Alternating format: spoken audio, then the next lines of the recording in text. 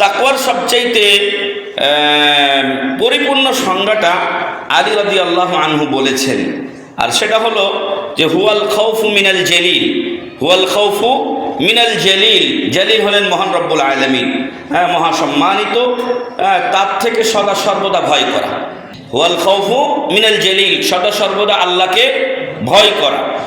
আমাকে কেউ দেখে ফেলবে, কে কি বলবে, পুলিশ আমাকে ধরে নিয়ে যাবে, আইনের আওতায় আমি অপরাধী হয়ে যাব, এগুলোর চিন্তা না করে আপনি প্রথম চিন্তা করবেন যে আমি অন্যায় করলে সেটা আল্লাহ তাআলা দেখছেন।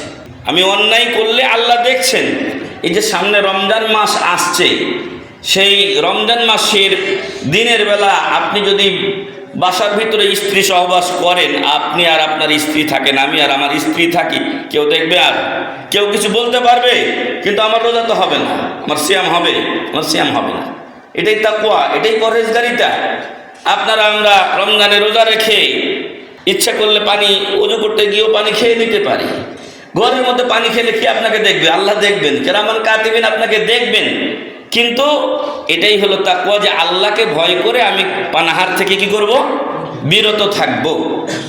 অফিস আদালতে গিয়ে কেউ ঘুষ খাচ্ছে, মনে করছে অন্যরা কেউ জানলো না, কিন্তু যাদের জানার দরকার তারা ঠিকই জেনে গেছে। যিনি আপনার সবচেয়ে বড় বিচার করবেন সে আল্লাহ তো জানেন। ওহু আলিমুম বিযাতিস সুদূর, আপনার কাছ থেকে কাজ হওয়ার আগে উনি জানেন। আল্লাহু আকবার। ফলে ওই আল্লাহকে ভয় করে যদি এই অফিস আদালতের ঘুষ, যে কোনো জায়গার অন্যায় এবং অনাচার এবং পাপের কাজগুলো থেকে আমরা বাঁচতে পারি, তাহলে হুয়াল খাউফ মিনাল জালিল।